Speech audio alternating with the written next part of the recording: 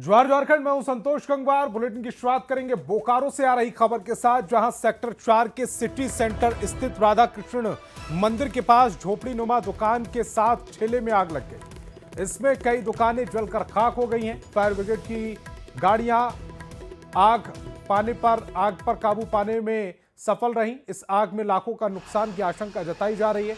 इस अगलगी की घटना में 8 से 10 दुकानें जलकर खाक हुई हैं।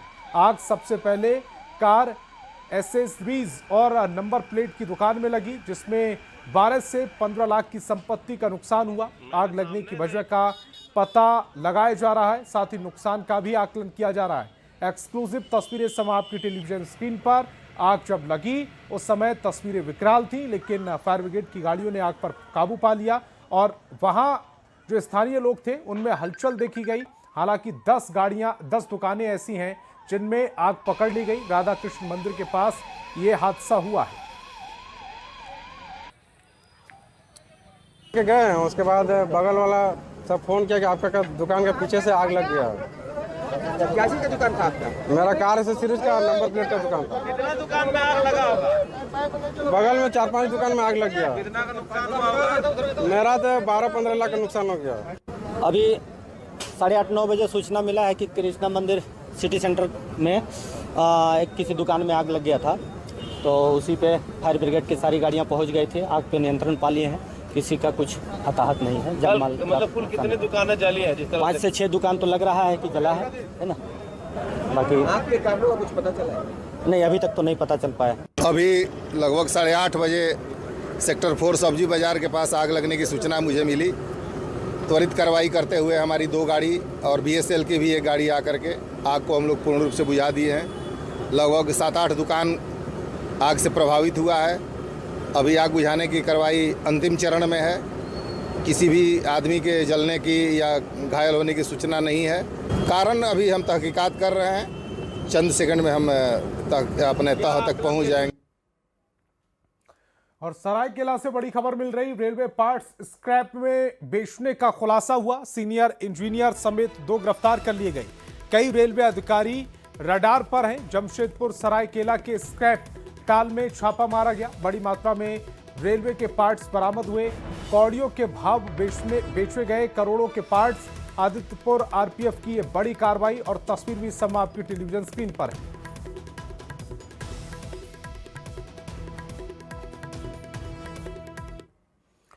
और धनबाद में झरिया के कतरास मोड़ में बाइक सवार अपराधियों ने युवक की गोली मारकर हत्या कर दी थी। अब इस मामले के तार बिहार के छपरा जिले से जुड़ते दिख रहे हैं। मृतक का नाम प्रेम यादव था, जो झरिया में कई कांड में वांटेड था। सिटी SP ने गैंगवार में हत्या की आशंका जाहिर की है। मृतक खुद हत्या के मामले में वांछित था। छपरा में एक अन्य अपराधी राहुल पांडे की हत्या का उस पर आरोप था और 1 महीने से वो झरिया में छिपकर रह रहा था। पुरानी रंजिश में हत्या की आशंका जताते हुए पुलिस अपराधियों की तलाश में जुट गई।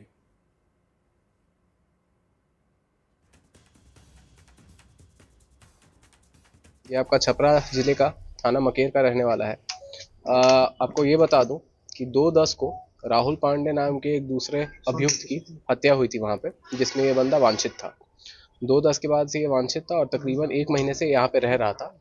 उसी में इस लड़के को इसके गैंग के प्रतिद्वंदी लोगों ने क्या ये दिया था, धमकी दी थी कि तुम्हारी हत्या की जाएगी। तो प्रथम दृष्टया और जो भी साक्ष्य अभी तक आए हैं उसमें ये मैटर 2/10 को जो राहुल पांडे की हत्या हुई थी उसी के प्रतिशोध से संबंधित लग रहा है, जिनकी हत्या यहाँ पे की गई है।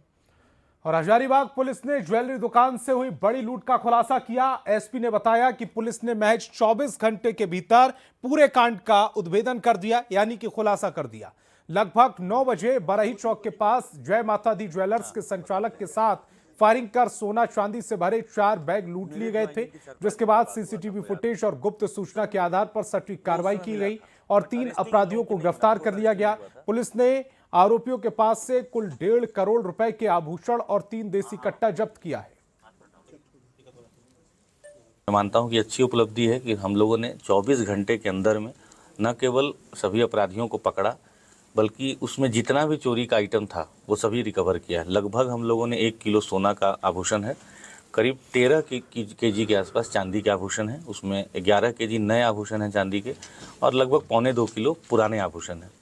ये सभी उसी इसी लूट का आभूषण है जिसका जो घटना का मैं जिक्र कर रहा हूँ। और साथ में 4 हम लोगों ने वेपन भी रिकवर किया। खबर गोड्डा से, जहां पुलिस ने एक बड़ी आपराधिक घटना को अंजाम से पहले ही रोक दिया। दरअसल गोड्डा पुलिस को गुप्त सूचना मिली थी कि करीब 8 से 10 युवक गांव के एक जर्जर घर में जुटकर बड़ी लूट की योजना बना रहे थे, जिसके बाद पुलिस ने छापेमारी की और मौके से 5 अपराधियों को हथियार के साथ गिरफ्तार किया है, जबकि 3 आरोपी फरार हो गए। मामले पर डीएसपी ने बताया कि फरार आरोपियों की तलाश में लगातार छापेमारी की जा रही है और जल्द ही उन्हें भी गिरफ्तार कर लिया जाएगा। कल दिनांक 17/11/25 को समय रात्रि 21:40 बजे गुप्त सूचना प्राप्त हुई कि 8-10 की संख्या में हथियारबंद अपराधी ग्राम कुर्मी चक स्थित बरम घाटी के समीप सुनसान जगह पर डकैती लूटपाट की योजना बना रहे हैं। उस सूचना की सूचना पुलिस अधीक्षक महोदय को दी गई। उनके निर्देशानुसार एक छापामारी दल का गठन किया गया। इस छापामारी दल के सहयोग से खदेड़ कर 5 लड़कों को पकड़ा गया और कुछ लड़के अंधेरे का फायदा उठाकर भाग निकले। और खबर जमशेदपुर से, जहां बिष्टुपुर के निक्को पार्क के पास चाय बेचने वाली महिला का हाई वोल्टेज ड्रामा देखने को मिला। दरअसल महिला ने एक व्यक्ति पर चोरी का आरोप लगाकर हमला बोल दिया। महिला चप्पल और पत्थर से व्यक्ति पर हमला करती रही। इस दौरान रोड पर अफरा तफरी का माहौल रहा। स्थानीय लोगों ने आकर हाई वोल्टेज ड्रामे को रुकवाया, तो वहीं सूचना मिलते ही पुलिस मौके पर पहुंची और मामले को शांत कराया।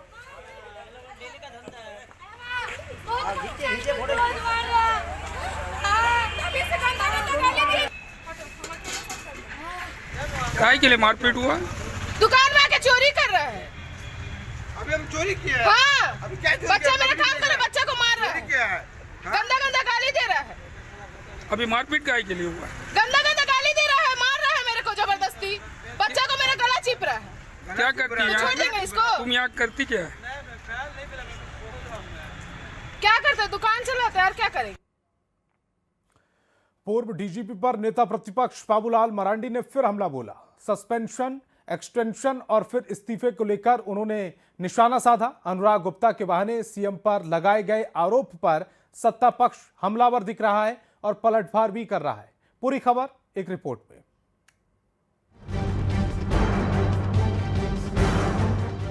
झारखंड के पूर्व डीजीपी अनुराग गुप्ता फिर सुर्खियों में है। झारखंड बीजेपी अध्यक्ष बाबूलाल मरांडी पहले दिन से ही अनुराग गुप्ता पर हमलावर बने हुए थे और अब अनुराग के इस्तीफे के बाद भी उनके तेवर कम नहीं हो रहे। बाबूलाल ने पहले सस्पेंशन, फिर पद पर तैनाती और फिर एक्सटेंशन के बाद उनके इस्तीफे को लेकर मुख्यमंत्री पर निशाना साधा। बाबूलाल मरांडी ने ये भी दावा किया कि अनुराग गुप्ता दिल्ली और हरियाणा में बैठकर मुख्यमंत्री को ब्लैकमेल कर रहे हैं और पूरे मामले में जांच नहीं कराना बता रहा है कि खेल कुछ और ही है। हमारे पास तो जानकारी है, कई एक ऐसे महत्वपूर्ण फाइल है जिसका उन्होंने पेन ड्राइव बना लिया और दिल्ली और हरियाणा से बैठ करके मुख्यमंत्री का भी एक्सटॉर्शन कर रहा है। और कोई कारण होता तो उनके ऊपर बाकी जांच भी बिठा देती सरकार, लेकिन कोई जांच बिठाया नहीं। इसे साफ लगता है कि लेन देन का मामला है।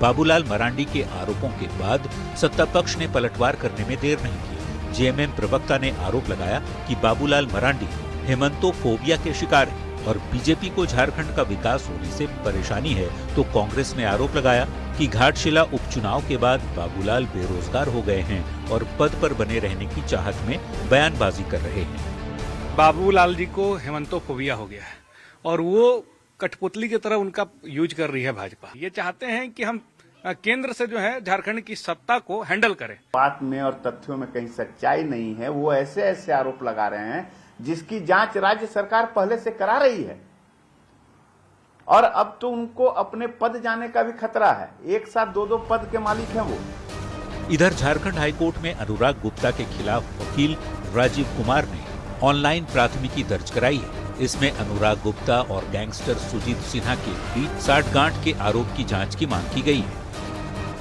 हम चाहते हैं कि एक जांच हो और अनुराग गुप्ता का अभी तक का जितना भी काला कारनामा है, लोगों को फंसाने, बाबूलाल जी के खिलाफ किया, दर्जनों केस, ऋषिकांत जी पे दर्जनों केस करवाया, सारे अपने गुर्गे जो ऑफिसर्स हैं उन लोगों के थ्रू, जो डीएसपी लोग हैं, उसी तरह उन्होंने अन्य लोगों पे कराया, मेरे ऊपर भी कराया था। पूर्व डीजीपी अनुराग गुप्ता को केंद्र सरकार की ओर से अनुमति नहीं मिलने के बाद भी कई महीने तक पद पर झारखंड सरकार ने बनाए रखा था और फिर अचानक उनका इस्तीफा ले लिया गया।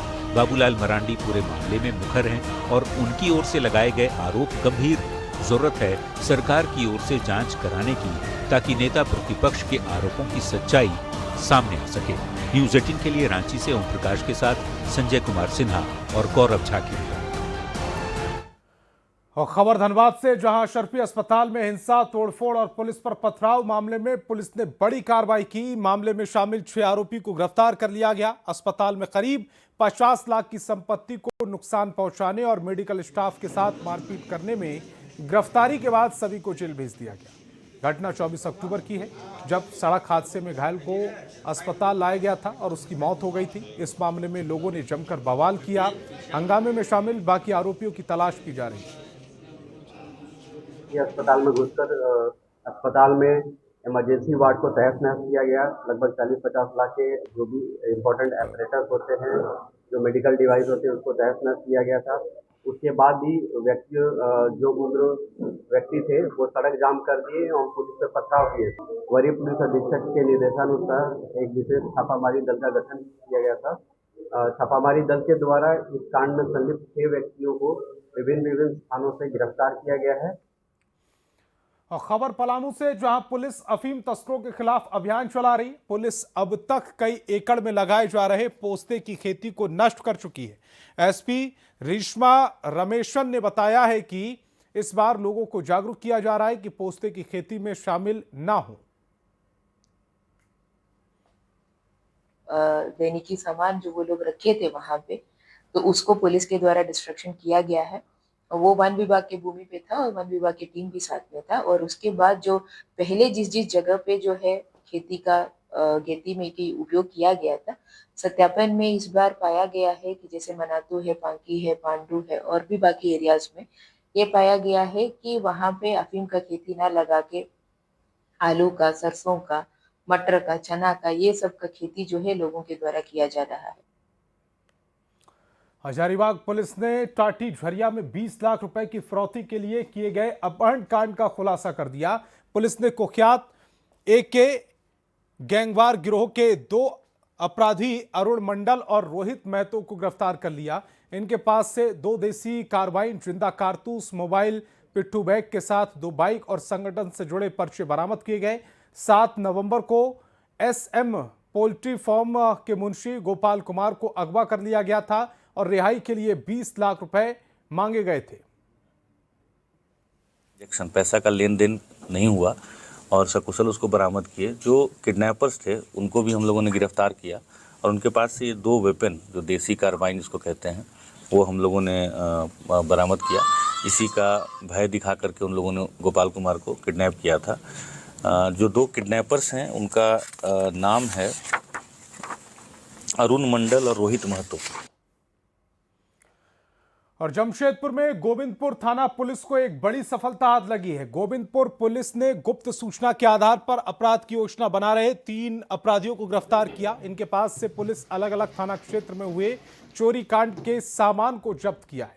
गिरफ्तार अपराधियों के नाम सैयद अजहर इमाम, मोहम्मद अजदुल्लाह और समीर खान है। इनके पास से पुलिस ने एक देसी कट्टा, एक गोली समेत कई सोने चांदी के आभूषण, 3000 रुपए कैश जब्त किया है। जब्त गहने की कीमत 4 लाख से अधिक है। तीनों अपराधियों को पुलिस ने न्यायिक हिरासत में भेज दिया है।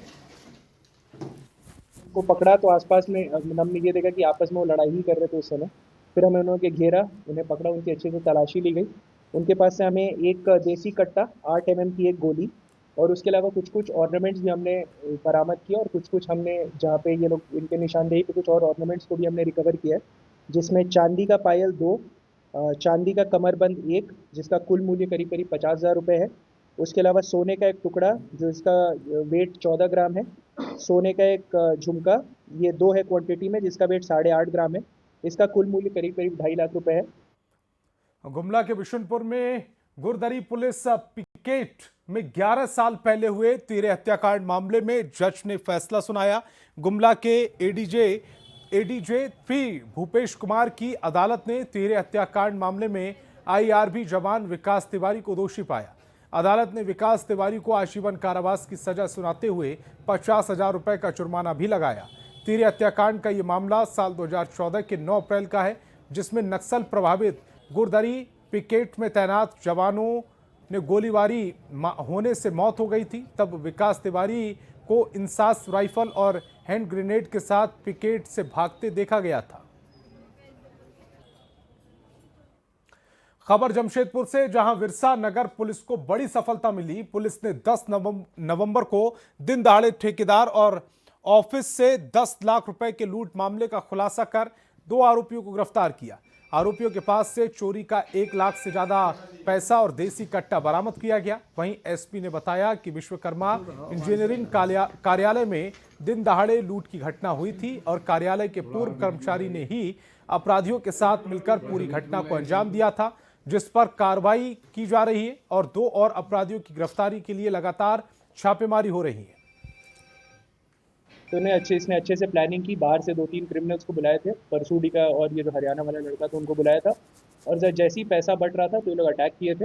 हालांकि इसमें ये बता दें कि जो भी अभी तक हमारे पास कन्फेशन में और हमारे पास पूछताछ में और इंटेलिजेंस आई है, इसमें 10,25,000 का मामला नहीं है। मामला अप्रॉक्सीमेटली 4.5 लाख रुपीज़ का है। 4.5 लाख रुपए गायब हुए थे, तो 4.5 लाख रुपए में से हमने भी 1.5 लाख के आसपास बरामद किया और इसके प्रोसीड्स बरामद किए।